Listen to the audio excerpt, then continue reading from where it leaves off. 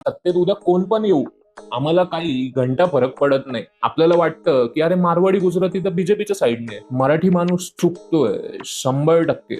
अहो विचार करा, आज जे मारवाडी गुजराती धंदे करतात, बिझनेस करतात, त्यांनी काँग्रेसच्या काळात बिझनेस नाही केले का? त्या काळात पण त्यांची प्रगती आपल्याला बघायला मिळते. आणि आज बीजेपीच्या काळात पण आपण बघतो की मारवाडी गुजराती एकदम सुखाने बिझनेस व्यवसाय करत आहेत. आपल्याला वाटतं की अरे मारवाडी गुजराती तर बीजेपीच्या साईडने, पण तुम्ही थोडा इतिहास चाळा, काही इतिहासाची पानं चाळा, तुम्हाला कळेल की ज्यावेळेस काँग्रेसची सत्ता होती तेव्हा पण लोकांना वाटत होतं की हे व्यापारी लोक मारवाडी गुजराती हे काँग्रेसच्या बाजूने आहेत आणि हे सत्य आहे. त्यावेळेस ते काँग्रेसच्या बरोबर होते, ते आज बीजेपी बरोबर आहेत. कारण का त्यांना माहिती आहे त्यांच्या समाजाचा फायदा, त्यांना व्यवसायाचा फायदा. जर सत्तेतल्या लोकांशी आपण जवळ चांगल्याने राहिलो तरच होणार आहे. आणि हा मराठी समाज, मराठी माणूस यामध्येच कुठेतरी चुकत आहे.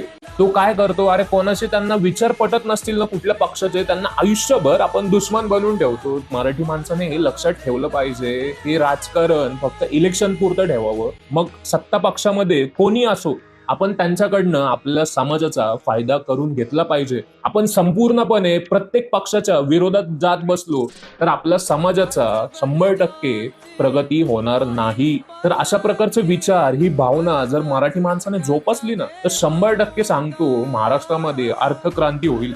आर्थिक स्वराज्य आपल्या मराठी लोकांचं येईल. त्यांनी फक्त राजकारणातनं बाहेर पडलं पाहिजे किंवा राजकारण एका लिमिटमध्ये ठेवलं पाहिजे. आणि या मारवाडी गुजरात्यांकडनं आपण काही ना काहीतरी शिकलं पाहिजे. ज्यांची सत्ता असते ते त्यांच्यासोबत चांगले राहतात, आपल्या समाजाचा फायदा करून घेतात, आपल्या कम्युनिटीचा फायदा करून घेतात. मराठी माणसासारखं नाही की अरे हा माझा पक्ष विरोधक आहे ना, तो माझा आयुष्यभर विरोधक राहील आणि मी जन्मात त्याच्याकडे जाणार नाही. जर आपल्याला सामाजिक बदल घडवायचा असेल तर आपल्याला सगळ्यांशी चांगलं ठेवावं लागेल. आयुष्यभराचा पक्षांपायी, पक्षांच्या विचारसरणीपायी कोणाला दुश्मन बनवू नये.